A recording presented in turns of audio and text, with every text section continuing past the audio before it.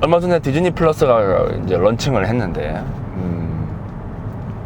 처음에는 별로 볼 게 없지 않나 생각이 들었거든요. 근데 뭐 역시 디즈니는 디즈니입니다. 볼 게 많아요. 볼 게 되게 재밌더라고. 요즘 하루 종일 집에 앉아서 그것만 보고 있거든요. 그 중에서 본 것 중에 되게 인상 깊은 거 한번 이야기해 볼까 합니다. 그게 뭐냐면 완다 비전, 마블이죠. 요즘 마블 영화가 다 별로입니다. 솔직하게 얘기해서 별 재미도 없고 무슨 생각으로 만들었나 그런 생각이 들 정도인데, 이 완다 비전은 좀, 그러니까 거기에 있는 드라마들은 괜찮고, 앞으로 페이지 4에 나오는 마블 시리즈에서 이 드라마들이 되게 중요한 역할을 할 수밖에 없게끔 돼 있더라고요. 자기들도 본능적으로 아는 거야. 이 영화 가지고 어떻게 할 게 아니라는 걸. 그럼 차라리 뒤집는 게 맞지 않나? 차라리 완다를 영화로 만들고 이상한 그 처음 보는 애들을 드라마로 넣는 게 맞지 않나? 모르겠습니다. 근데 또 그렇게 하면은 또 디즈니 플러스가 안 될 거라는 생각이었을까? 무슨 생각인지 모르겠는데, 아무튼 드라마의 완성도가 굉장히 높습니다. 그 중에 완다 비전이 그런데, 이게 참 재밌는 게 또 사람들 평이 좀 갈려요. 뭐냐면 1화 보고 꺼버리는 사람들이 너무 많은 거야. 이게 참을성이 없는 거지. 요즘 사람들은 참을성이 좀 없죠. 스마트폰 문화, 유튜브 문화까지 더해지고 나니까 조금만 길어지면 못 견뎌 하니까 지루한 게 조금만 길어지면, 그러니까 저거 꺼버리는데, 조금만 인내심을 가지면 굉장한 작품이라고 하는 걸 알 수가 있거든요. 왜 끊느냐? 1화를 딱 틀어보면 일단 흑백이 나와. 그리고 무슨 옛날 1950년대에 나왔던 시트콤 있죠. 그게 다 나와버리는 거야. 그러니까 완다하고 비전이 나와가지고 둘이 결혼을 합니다. 비전은 죽었잖아요. 그 인피니티 워에서 어벤져스 거기서 죽었잖아요. 이거 머리에 그거 마인드 스톤 뽑히면서 타노스한테 죽게 되고, 그 다음에 타노스가 이렇게 딱 쳤을 때 완다가 사라집니다. 그러니까 완다가 그 절반에 껴버린 거죠. 그러니까 비전은 죽고 완다는 사라진 상태였다는 거예요. 둘 사이가 굉장히 좀 각별했거든요. 자, 그런데 이제 갑자기 둘이가 뭐 엄청 과거로 돌아가가지고 이상한 시트콤 같은 걸 찍고 있으니까 이상한 걸 만들었나 보다 라고 생각을 해가지고 꺼버린 것 같아요. 되게 1화는 확실히 조금 뭐지 싶을 정도로 노잼이긴 하거든요. 근데 되게 재밌습니다. 이게 1화가 나오고 2화 넘어가면 갈수록 이게 시트콤이 발전을 하기 시작해요. 그러니까 1950년대 시트콤에서 1960년대 시트콤으로 해서 넘어가게 되는 거죠. 아, 여러분 참고로 이거 저 대놓고 스포를 많이 날릴 겁니다. 만약에 스포가 결정되면 그냥 끄시는 게 맞아요. 왜냐면은 이걸 얘기해 주려면 스포가 들어갈 수밖에 없잖아요. 자, 아무튼 그러한데 그러니까 60년대에서 딱 70년대, 70년대에서 80년대 이렇게 시트콤이 조금씩 발전해 나갑니다. 그러니까 아무튼 완다하고 비전하고 어느 마을에서 살고 있는데 둘이 결혼도 하고 애도 낳고 그래요. 어떤 느낌이냐면은 완다의 어떤 꿈이라고 해야 될까, 소망이라고 해야 될까, 그런 게 거기에서 이루어진다는 느낌? 그런 느낌을 강하게 주게 되죠. 그러다가 어느 한 시점이 딱 되게 되면은 이제 전체적인 틀이 나오는 거예요. 뭐냐면은 갑자기 외부에서 사람들이 들어오기 시작합니다. 그러니까 알고 보니까 완다가 완전 각성을 해버린 거야, 얘가. 그 새로운 능력을 갖다가 완전히 깨우치게 됐는데 아직까지는 그게 감이 잘 안 오는 상태이긴 합니다. 그런 상태에서 너무 고통스러운 거예요, 얘가. 왜 그러냐면 한번 생각해봐요. 눈앞에서 비전이 죽었어요. 어떻게 죽었는 줄 알아? 생각 잘 안 나죠? 인피니티 워에서 어떻게 죽었냐면 자꾸 그 타노스가 이 마인드 스톤을 자꾸 가지러 오려고 하니까 최악의 상황을 생각을 해야 됐던 거죠. 그래서 거기 와칸다에 가가지고 블랙팬서 왕이 있는 와칸다에 가가지고 이제 이거를 갖다가 막 빼내려고 하는데 그게 이제 그만 실패하게 되죠. 빼내는데 실패하게 됩니다. 자, 그러다가 이제 타노스가 쳐들어오게 되고 도저히 안 되겠으니까 그 누구냐, 그 완다한테 그냥 이걸 마인드 스톤을 그냥 파괴해달라고 이제 요청을 하게 되죠. 그러니까 쫙 하면서 이제 파괴하려고 이제 눈물을 흘리면서 이제 하고 있는 찰나에 그놈이 온 거예요. 그놈이. 그래가지고 타노스한테 오히려 마인드스톤을 파괴도 못하고 오히려 뜯겨가지고 비전이 죽는 걸 눈앞에서 보게 되죠. 두 사람이 되게 교감이 되게 많았었거든요. 되게 사랑하는 사이였었고, 두 사람이 왜 이렇게 사랑하게 되었나 라고 한다면 뭐 특별한 이유는 없겠죠. 서로에 대한 서로의 어떤 처지에 대한 어떤 이해가 되게 높았을 겁니다. 왜냐면 두 놈 다 한 가지 공통점을 가지고 있는데, 그게 뭐냐면은 경계선에 선 인물이라는 공통점이 있어요. 네, 둘 다 경계선에 서 있는 인물이에요. 어디에도 속하지 못하고 속하기도 힘든 그런 성격을 가지고 있죠. 완다 같은 경우에는 또 맨 처음 어벤져스, 두 번째 그 울트론 나왔던 그 어벤져스에서 처음 출연을 했는데, 처음에는 좀 악역 같은 거였고 좀 이해하기 힘든 뭐 그런 거였는데, 이 아이의 사연에 대해서는 아주 단편적으로만 나와서 자세하게는 안 나왔었거든요. 근데 이 아이의 사연이 이제 이 완다 비전에서 나오는 거예요. 드라마에서. 과거에 도대체 어떤 일이 있었고, 무엇을 경험했고, 어떤 상처가 있는가에 대한 이야기를 해주는 거죠. 근데 비전도 사실 마찬가지로 좀 비슷한 부분이 좀 있거든요. 그러니까 둘이가 애초당초에 만나게 된 사건도 그 울트론 사건이었었고, 거기에서 비전이 탄생했고, 거기에서 완다가 생각을 좀 바꾼 거긴 하니까, 그러니까 좀 공감대가 있기도 하고, 비전 같은, 그러니까 비전 얘기를 좀 먼저 해보자고 한다면, 얘 같은 경우에는 좀 근본이 좀 모호하죠. 원래 자비스 컴퓨터였잖아요. 아이언맨이 만들어 놓은 인공지능 컴퓨터였는데, 그게 울트론 몸하고 이제 이렇게 결합을 한 상태이고, 그런 상태에서 새로운 인격체가 만들어진 거예요. 자비스는 아니지, 걔가. 완전 새로운 인격체예요. 어느 날 딱 하고 끊겨서 딱 등장해버리게 된 그런 인격체, 인공지능 인격체인 건데, 비전도 스스로 그런 느낌을 가질 수밖에 없는 게 다른 생명체하고는 좀 다르지 않습니까? 뭔가 어린 시절에 뭐 기억 같은 게 있는 것도 아니고, 그렇다고 해서 뭐 자신에 대한 어떤 뭐라고 해야 될까, 기본적인 어떤 맥락이나 틀 같은 게 있는 것도 아니란 말이죠. 자기의 어떤 뭐 소속이나 그런 것도 되게 애매했을 겁니다. 물론 어벤져스의 한 일원이라고는 하지만은 자기 어떤 존재에 대한 어떤 정체성에 대한 의문을 많이 가지고 있을 수밖에 없죠. 그냥 전형적인 무엇이냐, 그냥 존재 의문을 가지고 있는 거예요. 이 마블 시리즈가 가지고 있는 재밌는 특징이 무엇이냐면, 하나같이 다 어딘가 삐꾸 나 있어요. 거기에서 존재에 대한 어떤 갈망과 의문을 되게 많이 가지고 있는, 말 그대로 어딘가 결핍이 되게 심한 애들이 되게 많다라고 하는 거죠. 하나같이 그걸 다 가지고 있어요. 만약에 없는 애다라고 한다면 그걸 억지로 만들어줘요. 그게 토르 같은 애가 되는 거죠. 비전도 마찬가지입니다. 그런 거를 가지고 있는 존재라고 하는 거죠. 자, 뭔가 쉽게 속았다고 말하기에는, 물론 가깝기도 하고 친하기도 하지만은 또 그렇다고 해서 정말 완벽한 동질감을 느끼냐라고 한다면은 또 그러기엔 약간 어려운 딱 그 정도의 느낌이라고 하는 거예요. 자, 그런 상태에서 이제 완다라고 하는 아이를 만난 거죠. 어쩌면 두 사람은 서로 사랑에 빠지기 정말 딱 쉬운 어떤 환경이었을지도 몰라요. 너무 비슷했기 때문에 그렇죠. 그럼 완다는 어떤 아이였느냐? 시속 70km 구간입니다. 이 드라마를 보게 되면 이제 이 아이의 과거에 대한 이야기가 나오게 돼요. 얘는 원래 그 러시아 쪽 계열에 있는, 그러니까 옛날로 치면 이제 그 소련에 있는 연방 중에 하나였겠죠. 소코비아였나? 아무튼 그런 나라에서 자란 아이입니다. 네 가족이었어요. 엄마, 아빠, 오빠, 자기, 이렇게 네 명이 있었고, 뭐 전형적인 설정입니다. 가난하고 하지만 뭐 행복한, 화목한 그런 집이었는데, 문제가 뭐냐면은 자기가 살고 있는 그 나라가 너무 이제 내전이 심한 거죠. 뻑하면 막 전투가 벌어지고 그런 거였는데, 그럼에도 불구하고 그냥 살고 있던 그런 집이었어요. 아빠는 뭐 하는 사람인지 뭐 자세히 알지는 못하겠지만, 그 드라마를 보면은 무슨 비디오 장사를 하는 사람인 것 같아요. 그러니까 팔고 생계를 해야 되고, 못 팔면은 그냥 또 그거 가지고 집에서 영어 공부하고 그런 거였죠. 근데 그 비디오가 뭐였냐면은 그게 시트콤이었던 거야.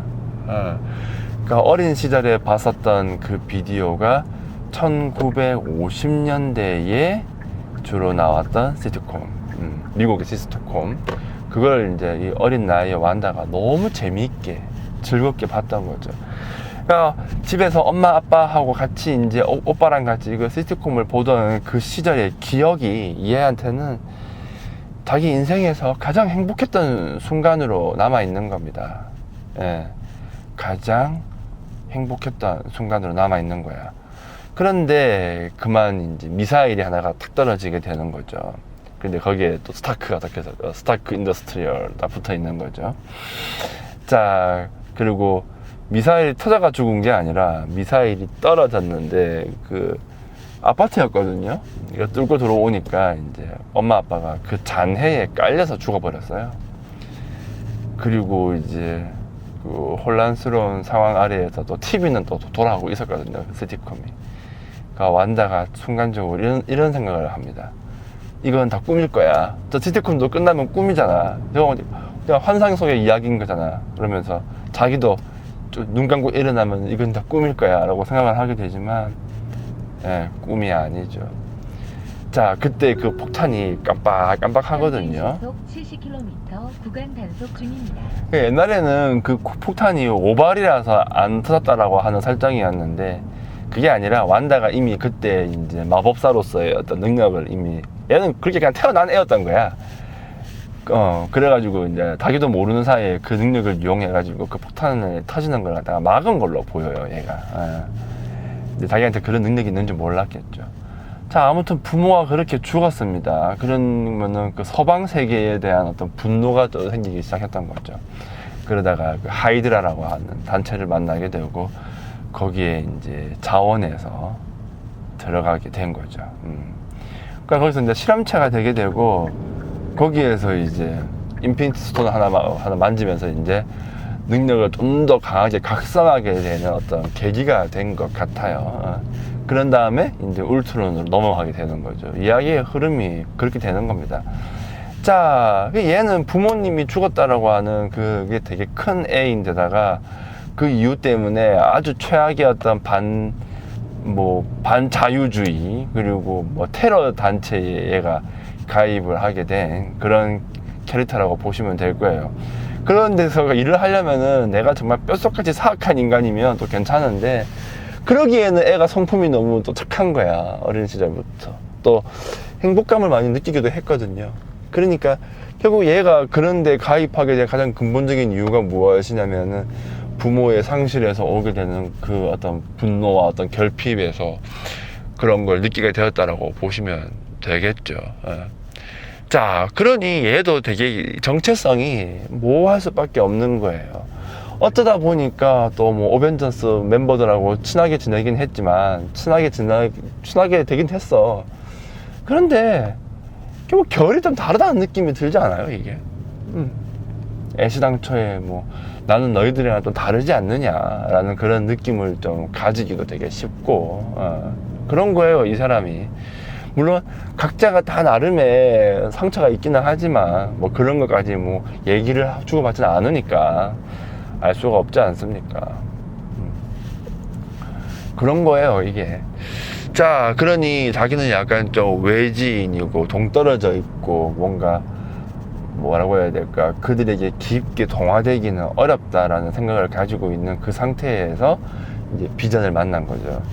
둘이가 딱 동질감이 있으니 이제 함께하고 서로 이해하기가 되게 쉽지 않았겠냐고요. 자, 그런 건 것 같아요. 자, 그런데 그 비전이 이제 죽어버린 거예요. 자, 너무 가까운 사람이 죽었는데 얘한테는 정말 슬픈 게 무엇이냐면 애도의 과정이 없습니다. 뭐 가까운 사람이 죽게 되면은 이 애도라고 하는 과정이 굉장히 중요하거든요. 그 사람과의 어떤 관계를 갖다가 서서히 떨어뜨릴 수 있는 그러한 과정이 필요하다고 하는 거예요. 그러니까 뭔 말인 거냐면은, 애도가 왜 중요하냐면은 사람이라고 하는 것이 태어나게 되면 누군가하고 일정한 관계를 맺게 되어 있어요. 그렇죠?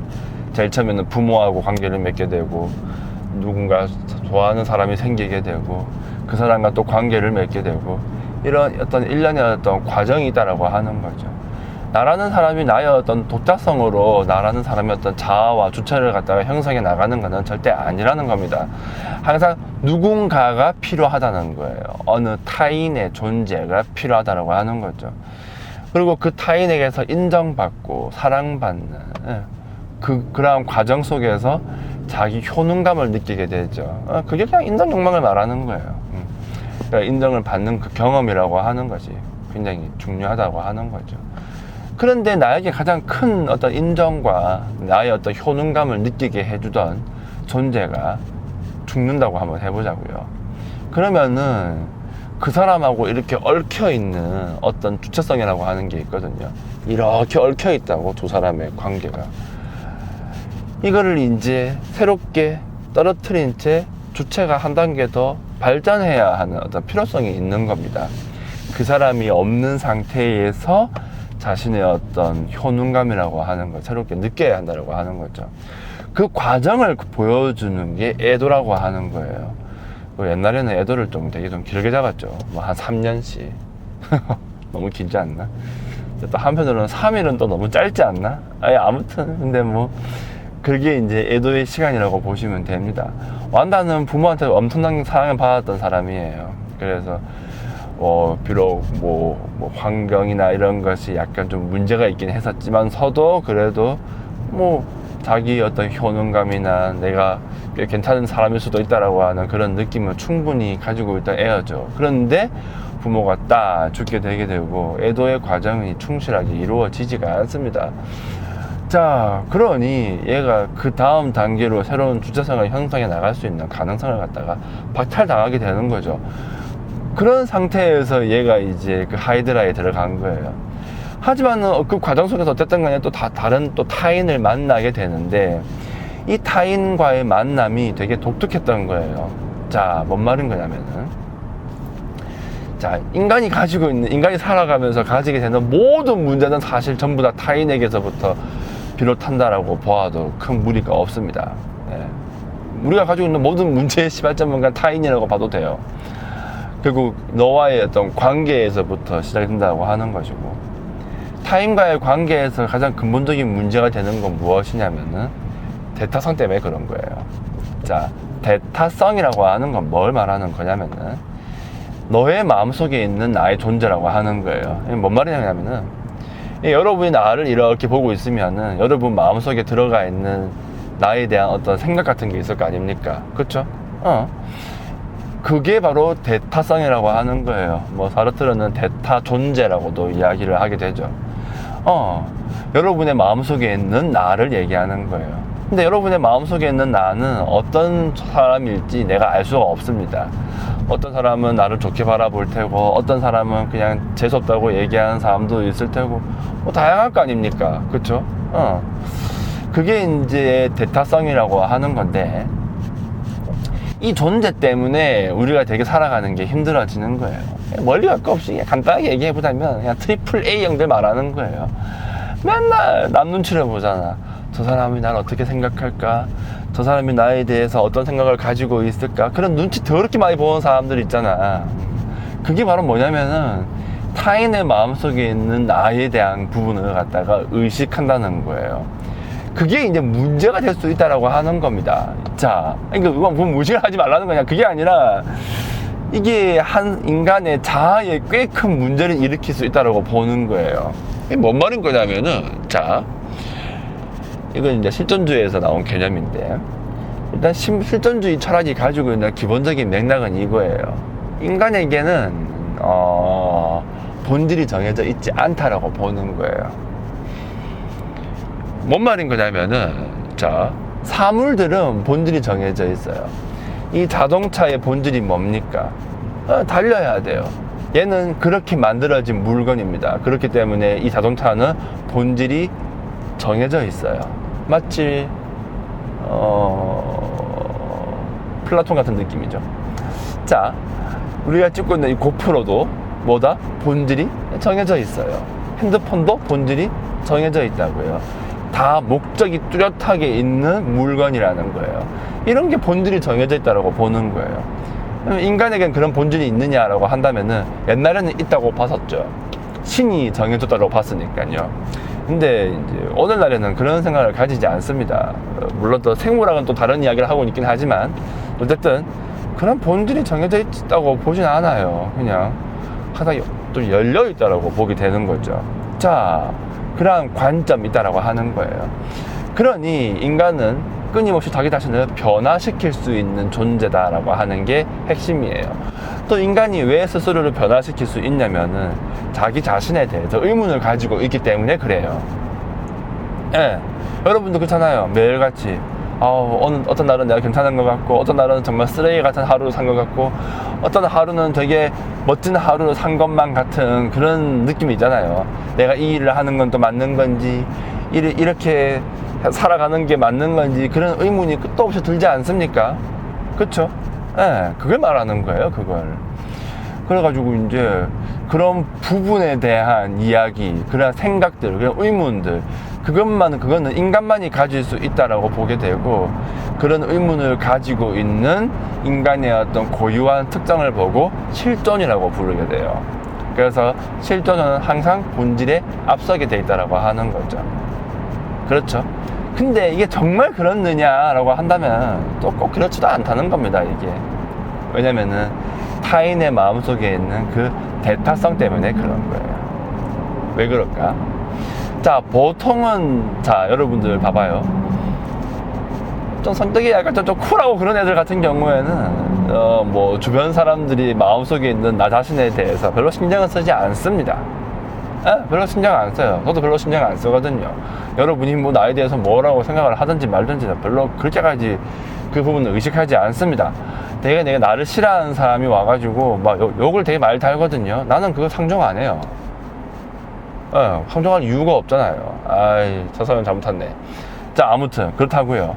그런데 정말 이게 완벽하게 그 모든 사람을 무시할 수 있느냐, 그 마음속에 있는 대타성을 무시할 수 있느냐, 또 그렇지도 않다는 거예요. 아무리 쿨하게 신경 안 써요 라고 말한다고 하지만 정말 그럴까? 내가 아까 말했던 책이 망했어요. 그것도 결국 뭡니까? 불특정 다수의 독자들의 마음속에 있는 나에 대한 걸 의식하고 있다는 거 아닙니까? 그리고 또 봐봐요. 더 좋은 예를 들어보자면 이런 거예요. 회사에 간다고 한번 해보자고요. 상사가 있고 내가 있어. 관계가 수평적입니까? 수직적입니까? 이게. 얼마 전에 삼성에서는 이제 직급을 없앤다고 하던데, 그렇다 하더라도 인간관계가 완벽하게 수평일 수는 없는 거예요. 반드시 수직성이 생기게 돼 있어요. 이건 무조건이야. 그런데 이 관계가 밑에 있는 애가 위에 있는 애한테 함부로 어떻게 할 수 없는 그런 관계가 된다고 한번 해보자고요. 그러면 이게 얘기가 달라지는 거예요. 만약에 위에 애가 밑에 있는 애에 대한 어떤 생각을 가지고 있겠죠. 그러면 위에 있는 애한테 가지고 있는 어떤 대타성이 하나 형성된다고요. 어떤 상사한테서 그런 게 하나 있다고 한번 해보자고요. 근데 그 사람이 만약에 그 대타성을 너무 안 좋게 가지고 있다고 한번 해봅시다. 너는 정말 인간이 별로야, 불성실하고 쓰레기 같은 인간이야 라고 생각을 가진다고 한번 해보자고요. 정말 그럴 수도 있을 거고요, 아닐 수도 있을 거예요. 뭐가 됐든지 간에 중요한 건 뭐냐면은 밑에 있는 애는 거기에 저항하기가 힘들다는 거예요. 밑에 있는 애가 나는 그런 사람이 아니에요 라고 아무리 어필하고 싶고 말하고 싶다 하더라도 그 사람의 마음속에 있는 나라는 존재는 이미 고정되어 있고 불변합니다. 그걸 바꾼다라고 하는 건 너무나도 어려운 문제예요. 사람의 선입관이라고 하는 게 쉽게 바뀌는 게 아니지 않습니까? 그렇죠? 그런 걸 말하는 거예요. 평균 시속 70km 구간 단속 종료 지점입니다. 그러니 어느 순간이 되게 되면은 이 사람은 그 타인의 마음속에 있는 나의 대타 존재에게 휘둘리기 시작합니다. 네. 그러니까 나한테는 원래 그런 본질이 없는데 마치 내가 그런 사람인 것처럼 스스로 생각하기 시작한다고요. 그러니까 회사 같은 데 가가지고 아이고 병신아, 아이고 니 같은 놈이 어디 무슨 일을 똑바로 하겠냐, 자꾸 그런 이야기를 듣다 보면은 내가 정말 그런 사람인 것 같다는 느낌이 든단 말이에요. 그러면 나한테는 원래 그런 본질이 없었어. 근데 내가 정말 그런 사람인 것처럼 느끼는 그 순간 원래 인간에게는 없는 본질이 생겨버린다고요. 누구에 의해서? 타인에 의해서. 이런 현상이 생길 수도 있다는 말입니다. 자, 이게 문제인 거예요. 여기서부터 모든 문제가 발생을 한다고 보는 거예요. 인간의 어떤 모든 고민과 갈등이 말이죠. 쉽지 않은 문제기는 하죠. 근데 어떻겠습니까? 우리는 이심전심 텔레파시가 통하지 않는 존재라서 인간이 그렇게 미약한 존재이긴 하죠. 아무튼 뭐 그래 합니다. 자, 이 내용을 가지고 완다 비전으로 한번 가보자는 거예요. 완다가 어떤 인생을 살아왔을까? 어릴 때는 부모님의 마음속에 있는 자신의 대타성을 봤을 겁니다. 사랑받은 경험이 있어요. 인정받은 경험도 있고, 그쵸? 거기에서 자기 효능감도 있는 거예요. 부모님 마음속에 있는 나의 존재를 얘는 뚜렷하게 느꼈어요. 굉장히 멋진 모습이라고 하는 거를. 그렇죠? 그래서 부모의 마음속에 있는 자신의 대타성이라고 하는 게 굉장히 중요하다는 겁니다. 왜냐면 어떤 부모들은 자식을 갖다가 경멸하는 부모도 분명히 있거든요. 분명히 있습니다. 분명히 있는 정도가 아니라 꽤 많죠. 너 왜 이렇게 공부를 못하니? 너 왜 이렇게 애가 쓸모가 없니? 너 왜 그렇게 인생을 그따구로 사니? 이런 게 바로 그 말을 듣는 순간 부모의 마음속에 있는 자기 존재를 갖다가 확인하는 순간인 거예요. 이런 말들이. 근데 너무나도 쉽게 그런 말들을 내뱉고 있죠. 뭐 나라고 해서 뭐 인간이 똑바른 건 아니라서 또 뭐 특별히 다르지는 않을 겁니다. 자, 아무튼 그런 걸 말하는 거예요. 하지만 영화 속에 나오는 완다는 그렇지 않았다는 거죠. 부모님이 되게 좋은 사람이었어요. 거기에서는 자기 효능감이 굉장히 컸던 아이인 거죠. 그런데 그 부모가 죽어버린 거예요. 자, 그런 상태에서 다른 타인을 만나게 된 거예요, 이게. 그런 상태에서 다른 타인을 만나게 되었다고요. 그때 과연 그 타인은 나에게 그런 느낌을 줄 수 있을까? 완전 남인데, 부모가 아닌. 그렇죠? 그런 느낌을 주기가 되게 힘들지 않나요? 여러분 주변에 있는 모든 타인들이 그 마음속에 있는 나의 대타성이 정말로 아름다운 모습으로 있다라고 확신할 수 있습니까? 할 수가 없는 거예요. 하물며 완다 같은 경우에는 주변 환경이나 이런 게 너무 최악입니다. 그러니까 나를 어떻게 해서든 이용해 먹으려고 하는 인간들 막 드글드글 했었지, 나의 있는 그대로의 모습을 바라봐주는 그런 거는 좀 덜 했다라고 보는 거예요. 네. 그렇게 이제 키워진 겁니다. 얘는 하나의 어떤 도구로서. 그리고 또 완다는 하나의 도구이자 무기로서의 자기 자신을 어느 정도는 좀 받아들인 것 같기도 하죠. 자, 그런 상태에서 울트론 사건을 경험하게 되는 거예요. 처음 만난 어벤져스가 있었고 호크아이라고 하는 사람을 만나게 됐죠. 근데 이 사람이 나를 좀 다르게 바라봐주는 거야. 너는 무기, 뭐 도구 이런 관점이 아니라 나의 어떤 인격체로의 모습을 바라봐주기 시작하는 겁니다. 인간으로서의 나의 모습을 바라봐주기 시작하는 거죠. 그때 얘는 또 다른 어떤 자기 효능감을 느꼈을 겁니다. 그때 얘가 좀 바뀌게 되는 어떤 경험을 하게 되는 거예요. 그래서 인간을 변화하게 하는 것이 무엇이냐, 정말 자기 스스로 혼자서 변화할 수 있느냐, 제가 여러 번의 수업에서 이야기했지만 그건 가능하지가 않다고 보거든요. 결국 타인과의 관계를 어떤 식으로 설정하느냐의 문제라고 좀 봐요. 그리고 그 타인과의 관계 설정에서 제일 중요한 거는 그 타인의 마음속에 있는 그 대타성이라고 하는 것이 굉장히 크게 다가온다라고 보는 거죠. 완다는 그걸 그때 좀 느꼈던 거야. 그러니까 얘가 원래 성품이 나쁜 애가 아니거든. 어릴 때 사랑받은 느낌도 있고 자신은 그때 행복했단 말입니다. 그러니까 얘가 이쪽으로 붙은 거예요. 오히려 그게 더 행복하니까. 그렇지 않나요? 분노만 가지고 살아가기에는 얘는 행복했던 기억이 너무 많았던 거란 말이에요. 근데 그때 그 따뜻함을 느낄 수 있다라고 하니 괜찮은 거야. 근데 또 비전을 만났어. 그 느낌을 더 강하게 받게 되죠. 어린 시절의 그 느낌을. 그러니까 비전과 함께하고 그랬던 순간들이 되게 많습니다. 물론 어벤져스들하고 충돌이 생기기는 했죠. 그래서 잠시간 또 어딘가에 갇혔던 경험도 있어요. 그러니까 얘는 어딘가에 한 번씩 좀 감금당할 때마다 항상 시트콤을 봤어요. 그래서 그 하이드라한테 사육당할 때도 시트콤을 봤어요. 그게 이제 60년대의 시트콤인 거예요. 어벤져스하고 좀 충돌이 생겼을 때도 잠깐 감금된 채로 집에 방안이 있었는데 그때도 시트콤을 봅니다. 그게 이제 80년대, 90년대 이런 시트콤이 되는 거예요. 얘는 그 시트콤이라고 하는 게 자기 행복의 또 원천인 거죠. 어렸을 때 부모님의 기억이 정말 잘 살아있는. 그러니까 얘는 그 시트콤을 볼 수밖에 없는 애인 거예요. 그 순간에 잊을 수도 있고요. 웃고 있으면은 자기가 처한 현실을 잊을 수도 있고. 그렇잖아요. 근데 얘는 또 되게 슬픈 게 오빠도 죽었어. 그렇죠. 오빠도 울트론 사건에서 죽었잖아요. 얘는 시종일관 아픔이 되게 큰 거야. 하지만 그래도 비전을 만나서 사랑받으면서 좀 극복해볼까 했는데 그 비전이 죽어버린 겁니다. 눈앞에서. 그리고 자기는 사라졌던 거예요. 그렇죠. 그리고 몇 년 흐르게 되고 그 엔드게임에서 어벤져스 다시 어떻게 해가지고 이제 다시 딱 하게 되죠. 다시 빠꾸시킵니다. 자, 얘가 다시 돌아온 거예요. 그러면 완다 입장에서 생각해 보자고요. 다른 사람들은 이미 몇 년 시간이 지났기 때문에 어떤 아픔을 좀 극복할 수 있는 시간이 있을 수도 있는데 완다 입장에서는 그게 또 안 되는 겁니다. 얘한테는 그냥 자기가 사라진지 모르잖아요. 눈앞에서 비전이 죽었어요. 그런 다음에 자기가 사라졌죠? 바로 돌아온 거예요. 근데 자기는 그게 끊긴 시간이 아니라 연속된 시간이란 말이에요.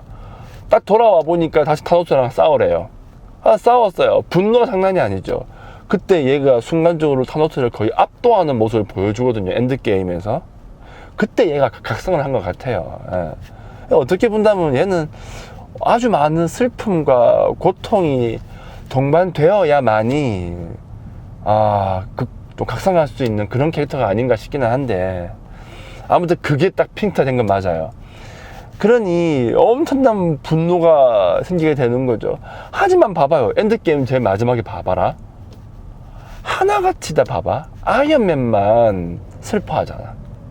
그렇지 않나? 여러분 그거 못 느꼈어요? 그거? 죽은 사람이 되게 많아요.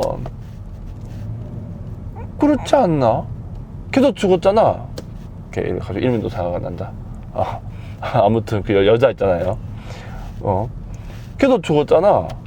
걔도 죽었지. 비전도 죽었지. 죽은 사람이 되게 많습니다. 근데 엔드게임의 제일 마지막에 충실하게 애도가 이루어진 사람은 아이언맨밖에 없어요. 다른 사람에 대해서는 완전히 무시를 해버렸다고요. 보면서도 내가 맨 처음에 봤을 때는 너무 좀 심한 거 아닌가? 라는 생각이 들었었는데 이제는 알겠어. 일부러 그렇게 한 거예요. 왜냐면은 일부러 그렇게 다른 타인에 대한 애도를 갖다가 생략함으로 인해서 완다의 상처를 더 극대화시키는 거예요. 그리고 또 그 여자 있잖아요. 이름 뭐더라? 다들 이름이 생각이 안 나냐? 나 미치겠네. 아무튼 그 여자의 죽음도 죽었잖아. 엔드게임에서 인피니트 스톤 얻으려고 호크아이 대신 죽었잖아요. 호크아이 생각나는데 왜 걔 생각이 안 나냐? 나 돌아버리겠네. 아무튼 죽었잖아. 근데 그 애도를 안 해주니까 그 영화 있잖아요. 그 영화에 보면은 그 동생이 나오죠. 어린 시절에. 걔가 또 이제 분노를 가질 수밖에 없는 거예요. 애도가 충실하게 이루어지지 않았기 때문에 누군가에게 책임을 묻게 된다는 거예요. 그래서 걔 같은 경우에는 그 동생이 호크아이를 원망하게끔 영화가 이제 만들어졌죠. 그 일부러 그 두 사람은 애도를 안 한 겁니다. 근데 특히 심한 게 비전인 것 같아요. 왜 안 했을까요? 사람이 아니라서 안 했을까? 묻어도 주지도 않은 것 같죠. 그냥 생체 무기라고 생각을 했던 것 같아요. 그러니 완다가 너무 상처가 크고 스스로 극복도 잘 안 되는 그러한 상태입니다. 네, 그러한 상태예요. 자, 그러다가 얘가 이제 비전이 나중에 완다와 함께 꿈꿨었던 무언가를 보게 되죠. 어느 작은 마을에서 집을 하나 짓고 두 사람이 되게 행복하게 살겠다라고 하는 그런 꿈이 있었던 것 같아요. 그러니까 우연히 또 그 마을에 가게 되고 비전이 준비해 있었던 그 집 터를 보게 되죠. 막 미칠 것 같은 거야. 그다음에 또 뭘 봤냐면은 비전의 시체를 갖다가 조각 내가지고 새로운 무기로 만들려고 하는 그 소드라고 하는 집단의 어떤 만행을 또 보게 되죠. 자, 여러분 여기까지 갔을 때 이 사람이 멘탈이 버틸 수 있겠어요? 이게 못 버티는 겁니다. 결국 어떻게 하느냐, 도망을 하게 되는 거예요. 회피를 하게 되죠. 이게 어떤 느낌이냐면은 인셉션 같은 느낌이에요. 영화 인셉션을 보게 되면은 그 주인공 디카프리오가 되게 상처가 많잖아요. 가족이 부인이 죽고 아이들을 만날 수 없는 그런 상처가 있는 사람인데 그 상처를 해결하기 위해서 꿈속에다가 기억들을 갖다가 층층으로 이렇게 만들어 버리게 되죠. 그렇게 해서 꿈을 꿀 때마다 자신의 가장 행복한 순간으로 도망을 치는 그러한 모습을 보여줍니다. 이걸 보고 이제 환상으로의 도피라고 하게 되는 건데, 완다도 똑같은 일을 보여주게 되는 거죠. 현실을 부정하는 거예요. 그리고 하나의 환상을 만들어내게 됐죠. 자기 능력도 그때 이미 발현되었기 때문에 만듭니다. 그래서 자기가 믿고 싶은 원하는 삶을 만들어 버리는 거예요. 그래서 한 도시를 갖다가 전체를 이렇게 막을 쳐가지고 모든 사람들을 정신지배하기 시작해요. 그리고 나는 자기 몸에 있는 무엇을 이용해 가지고 비전의 어떤 모습을 하나 만들어내게 되는 거죠. 그 비전은 좀 다릅니다. 하지만 비전이 맞기도 해요. 근데 그 비전은 어디에서만 존재할 수 있는 비전이냐면은 그 자기가 만들어 놓은 그 세계 그 안에서만 존재할 수 있는 비전이라고 하는 거죠. 자, 거기에서 이제 결혼도 하고 자식도 낳고 나에게 잘 대해주는 이웃들도 만들고, 그렇게 해서 되게 행복한 삶을 만드는 겁니다. 그리고 그 모든 순간들을 갖다가 시트콤화 시켜버리는 거예요. 왜냐면 자기 행복의 근간은 어린 시절에 봤었던 그 시트콤에 있었거든요. 그러니까 시트콤에서 봤었던 그 모습 그대로 꾸며내는 거야. 꾸며내고 또 엄마 아빠의 모습을 자기가 비전이 그대로 만들어 가지고 다시 또 두 명을 낳습니다. 쌍둥이로, 오빠와 자기처럼 이렇게 쌍둥이로 두 명을 만들게 되고, 그렇게 해서 이제 환상 속으로 완다가 도망치게 되는 거죠. 근데 문제가 뭐냐면은 이제 일반적인 시민들을 너무 좀 심하게 억압을 해버린 거예요. 그들의 동의도 얻지 않고 정신지배를 해버린 상태에서 완전히 어떤 무슨 인형처럼 만들어 버렸거든요. 예. 그러니까 이제 거기에서 이제 문제가 생기기 시작한 거죠. 그렇게 해서 이야기가 돌아가는 겁니다. 완다 비전은. 그러니까 결국에는 이제 완다가 자신의 어떤 모습을 인정하게 되고, 그 과정 속에서 얘는 이제 스칼렛 워치로 완전히 자기 자신을 갖다가 능력을 극대화하게 되죠. 이때 이제 스칼렛 워치라고 하는 말이 처음 나오게 됩니다. 자, 그러면 이 완다가 가지고 있는 이 슬픔과 아픔이 해결이 되었느냐? 안 됐습니다. 얘는 아직까지 해결이 안 됐어요.